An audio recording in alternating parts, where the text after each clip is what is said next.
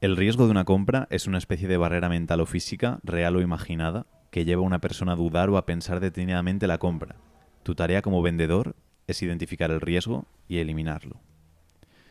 Bienvenidos a un episodio más de Marketing para Marcas Personales. Con esta pedazo frase y con la formidable compañía de Carla, empezamos el episodio. ¿Qué tal? Buenos días, ¿De qué buenas vamos a hablar? tardes. No, antes que nada, cuenta qué ha pasado con la frase. El que te haya ¿Qué ha visto pasado con la ahí frase? leyéndola parecía que tenías una pistola enfrente o algo. Carla siempre pone frases para empezar el episodio. Bueno, ya lo sabéis que lo llevamos haciendo ya a lo mejor 40 episodios.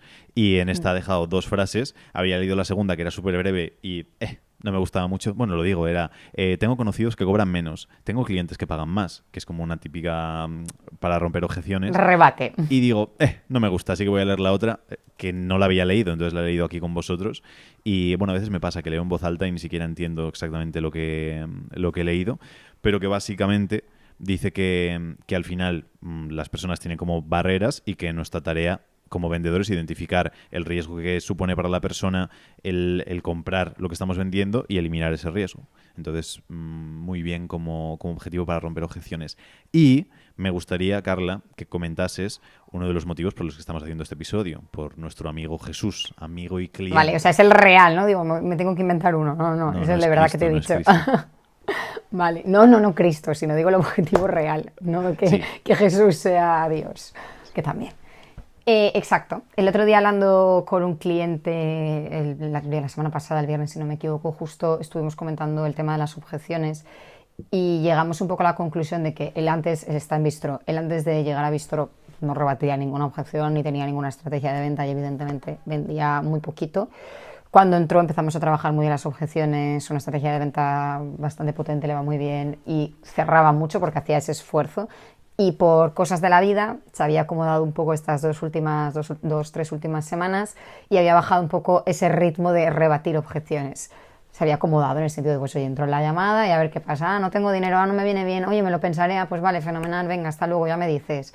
Y eso al final genera un poco como un bucle de acomodarnos, que por supuesto la consecuencia es que cada vez cerramos menos. Entonces un poco la reflexión que hacía no era negativa, al revés era decir, ostras, me doy cuenta de lo importante que es estar siempre activo en las llamadas e insistir en rebatir esas objeciones. No porque ya he hecho varias, a ver qué pasa en las siguientes, no, porque tal cual bajo la guardia me doy cuenta de que vienen los nos otra vez. Sí, es que está el ejemplo extremo de la gente cuando propone algo y entonces corta ya antes de que llegue una objeción, que es como, bueno, y es esto. Vale, y... bueno, no te preocupes, no sé qué, y ya, que es como el ejemplo extremo, pero muchas veces que Contamos con que pasa nadie eso. haga eso aquí. Esperemos que no, que ya nos lleven escuchando tiempo y que no lo hagan. Pero Exacto. hay gente que sí que tiene un miedo enorme a que incluso le puedan decir que no. Entonces, en cuanto ven que no es un sí, es como, bueno, ya está, ya me dirás algo. Y luego está el problema ese de cuando alguien plantea cualquier tipo de objeción y ya es como, vale, pues piénsatelo y ya me dirás algo. O que ya cortan también directamente porque tienen miedo a rebatir esa objeción. Entonces, ¿qué pasa aquí? Es que tenemos que diferenciar siempre, lo fundamental es diferenciar entre objeción y excusa. Cuando es una excusa, es simplemente que nos dicen algo porque les sabe mal decirnos no o porque tal y cual, y es como, bueno, te digo esto y ya está. Pero la objeción es algo que nos están diciendo que es... Quiero que le cambie a la gente la percepción que tiene de objeción. La objeción es, me gusta todo lo que me estás diciendo, quiero hacer lo que me estás proponiendo, pero hay esto que me frena. Entonces, si lo pensamos de esa manera, entendemos que eso es una barrera, como decía la frase, es una barrera que tiene el cliente para poder trabajar con nosotros. Imaginaos que es la historia de amor de Romeo y Julieta, que es, estoy enamorado perdidamente de ti, me quiero casar contigo, pero está mi padre que no deja que nos juntemos juntos. Vale, genial, entonces hay que matar al padre, hay que eliminar esa objeción. Si lo haces, fluye todo estupendamente. No es una excusa que sea, ay, no, es que sí que me gustaría, pero el problema es que tengo ya otro plan, otro tal. Eso es una excusa si lo primero que tenemos que hacer es identificarlo. Pero en el momento en el que sabemos que es una objeción, que normalmente son objeciones, ahora veremos cómo vemos esa diferencia, tenemos que trabajarla, tenemos que rebatirlas, tenemos que eliminar esa barrera que tiene la persona para que pueda ser una relación estupenda entre tú y el cliente y que se pueda cumplir. Entonces, lo primero de todo que tenemos que hacer para asegurarnos de que estamos haciendo las cosas bien, Carla. Justo eso que decías, para detectar si es una objeción o es una excusa, lo primero que hay que hacer es ver si estamos ante una persona que podría ser nuestro cliente ideal o no. Porque si no lo es, no hace falta que apagues el Zoom y chao directamente, pero sí que intentes agilizar cuanto antes la llamada porque no va a ir a ninguna parte. Vais a acabar perdiendo tiempo los dos, rebatiendo, y en el caso hipotetiquísimo de que entrase, no os va a interesar a ninguna parte, así que en ese caso lo que interesa es terminar cuanto antes. Pero si sí que tenemos claro que es un cliente ideal, ahí sí que merece hacer un pequeño esfuerzo, merece la pena ser un poquito generosos con el tiempo y decir, venga, voy a intentar entender a la persona que tengo delante y a partir de ahí, entendiendo que si es cliente ideal, lo que me está presentando seguramente sea una objeción, voy a ver qué respuesta puedo darle yo y voy a ver cómo podemos hacer que cuadren un poco sus piezas con las mías, ¿no? Sí, es que al final es como lo básico, el hecho de... me lo preguntaban el otro día en el Mastermind. Voy a hablar de dos Masterminds, del mío y del de otro. Pero me lo preguntaban, decían, Javier, ¿cuándo añades a un posible cliente en un CRM como para hacer un seguimiento más exhaustivo? Y nosotros lo marcamos en el hecho en el que decimos, esta persona debería o tiene que trabajar conmigo. Yo en el momento en el que digo, esta persona tiene que trabajar conmigo, esa persona pasa mi radar.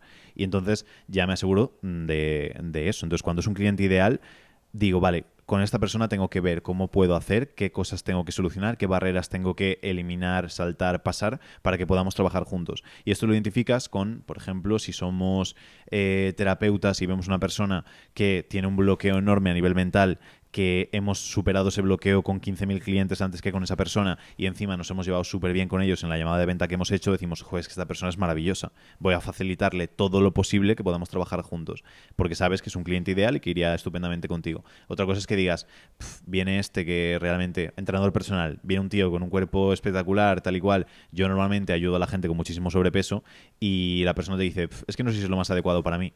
Es que no es lo más adecuado para él. Entonces a ese lead lo tienes que dejar ir y probablemente analizar por qué he hecho una llamada con esta persona si no era un cliente ideal mío. Entonces eso por una parte. Y después entender bien qué es lo que quiere esa persona, que si es nuestro cliente ideal deberíamos saberlo, y ofrecer la solución a eso concreto. Hablando del otro Mastermind, en el último en el que estoy dentro, ayer justo me comentó uno de los mentores el ejercicio básico que deberíamos hacer todos para entender y saber rebatir esas objeciones. Y dice, coges una hoja de papel, la separas en dos, en un lado al principio pones objeciones, en el otro pones soluciones. Y entonces listas todas las objeciones que te ha podido dar un cliente o un posible cliente a lo largo de todo lo que llevas ofreciendo este producto y al lado la solución que vendría ahí. Y puso el ejemplo, por ejemplo, si alguien te dice, buah, es que te contrataría, pero es que esa camisa que llevas es feísima. Solución, no volver a ponerme esta camisa nunca más. Buah, es que no sé si me va a dar tiempo para poder hacerlo. Solución, crear un paquete de cómo hacerlo versión express en 30 días. Todo ese tipo de cosas y añadir bonus, añadir cosas que necesitemos para rebatir esas objeciones. Y así sabemos que cuando alguien nos diga, es que no sé si voy a tener tiempo para poder hacerlo, podamos ver, vale, ¿cuánto tiempo tienes? Pues es que solo tendría 2 horas al día. Genial, ¿podemos poner una solución para conseguir el objetivo que nos hemos marcado en solo 2 horas al día? Si existe esa solución, se la podemos presentar y con eso eliminamos esa barrera. Entonces probablemente la persona diga, genial, entonces ahora sí que puedo entrar. Entonces es algo muy sencillo que tenemos que tener en mente y no pensar, esta objeción, genial, tiene esta objeción, tengo que, o genial o fatal, tengo que eliminar esta llamada. Sino, vale, me ha dado esta objeción, ¿qué solución le puedo presentar para eliminar esa objeción y que la persona pueda seguir hacia adelante? Exacto. Ahora estaba pensando justo que, ahora porque está Pablo más en tema de venta dentro de la agencia de Bistro, pero yo antes siempre que hablaba con los clientes de cara a ventas se lo planteaba como, oye, es que al final tienes que pensar que es un juego. Parece que vamos ahí súper tensos como si fuera ese el examen definitivo de la carrera, pero es como una partida de ajedrez. O sea, yo muevo, tú mueves, ahora me comes esto, ahora me comes lo... O sea, no pasa nada, no hay que preocuparse. Eso, el peón o el alfil, ¿vale? Por favor. Ha sido un poco igual, intentaba quitar palabras y no tocaba quitar esas palabras, pero se ha entendido. Y es una partida y hay distintos movimientos y cuando alguien saca como una objeción o tú detectas que hay una objeción, no coges ¿cómo se llama esto? El tablero y lo lanzas, ¿no? Sigue la partida, tienes que seguir jugando. Se acabó la partida, ya está. Sin mi peón no sigo. Exacto, en plan, sin el peón de la derecha yo no me muevo, pues no, tienes un montón más de piezas que puedes sacar, entonces que lo veamos un poco así, porque de verdad que cuando cogemos esa dinámica, volviendo a lo de Jesús, y entramos en cada llamada teniendo nuestra estrategia clara y sabiendo que es como un juego de a ver qué pasa en esta partida, es muchísimo más sencillo, más dinámico, estás más cómodo, eso se transmite, la gente queda más contenta, entonces que no nos dé miedo, o sea, que es parte de, o sea, es una carta más, es una jugada más. Sí, y que lo normal es que hay objeciones, que lo Exacto. raro, que es el problema, la mayoría de la gente cierra un 10% de las personas con las que habla porque solo cierra a las personas que les presenta algo y dicen, genial, me encanta, compro. Pero hay muchas personas que es, vale, compraría si me dices que esto es así. Entonces, tiene una objeción, le dices, sí, eso es así. Vale, perfecto, pues ya compro. Y es un mínimo trabajo. Y luego hay algunos que tienes que hacer un trabajo un poco más exhaustivo. O que sí que hay que presentar alguna solución un poquito extra. Pero, como dices, al final, yo asumo que casi todo en la vida es un juego porque es eso. Al final es una interacción, es un realizar ciertas acciones para conseguir el resultado que quieres. Y esto al final es lo mismo.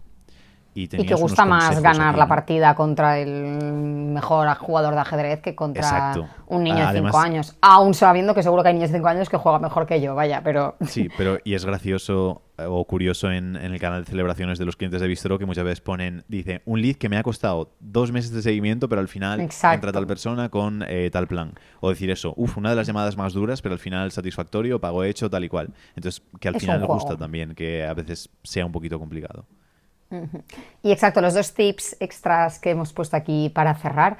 El primero, que ya es un poco por resumir todo lo que hemos dicho, es que no nos dé miedo a rebatir, que es parte de las reglas del juego, que todo el mundo cuando se mete en una llamada de venta espera que haya debate, y lo raro es cuando se lanza un mensaje, como tú decías, venga, va, pregunta, hasta luego, ya, eso sí que es extraño. O sea, lo que se espera es que haya debate, que me digas una cosa, que yo te diga otra, que te dé la vuelta, que te pille de repente una objeción que no te haya dicho nunca y tengas que improvisar. O sea, eso es un poco lo bonito de esta parte, y que sepas también que si no lo haces tú, lo va a hacer otra persona, y con otra persona me refiero a tu competencia. Entonces, mejor que aprendamos a rebatir objeciones cuanto antes. Y lo segundo, también súper importante, que si está en nuestras manos y podemos, nos guardemos el precio para el final, para haber transmitido todo ese valor antes y asegurarnos que la objeción al menos no es la de qué caro, porque eso ya cuesta, y eso lo que está demostrando es no lo has contado bien porque no me parece que valga lo que me estás diciendo ahora. Y eso se hace, entre otras cosas, guardándose el precio para el final, porque si no, da igual la cifra que digamos, da igual si son 40, 400, 4.000 o 40.000, que tal cual lo escuche la persona ya va a estar todo el rato tomando nota de cada cosa que dices para ver si eso justifica el precio que ya sabe. En cambio, si es al revés, es mucho más fácil que de repente diga, uy, pues qué barato todo esto.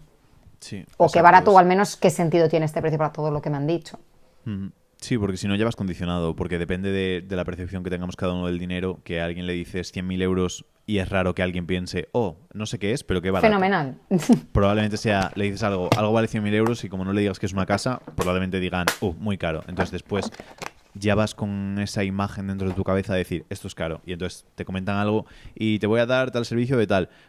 Por 100.000 euros yo creo que es muy caro. Y ya vas con esa idea todo el tiempo. En cambio, si presentas todo el valor antes, ocurre. Y luego, un tip es el hecho de, que justo es el 2, que al final el precio, si lo damos al final, es con la idea también de que podamos rebatir todas las objeciones que nos han dado de normal con lo previo a lo que hayamos hecho antes. Si, por ejemplo, siempre nos dicen, es que no sé si voy a tener tanto tiempo como para poder hacerlo todo, que eso ya lo modifiquemos en lo que vamos a explicar antes, que si hablamos de la historia de alguien, que podamos comentar. Y, por ejemplo, esto, María Rodríguez, por retomar a la del podcast anterior, María Rodríguez lo puede hacer en solo 2 horas al día. Y la gente de normal pues tarda 6, 7, 8 horas al día en poder conseguirlo. Y es como, genial, ya sé que esa objeción desaparece hacia más adelante. Siempre digo que las objeciones se trabajan mucho mejor antes de que lleguen.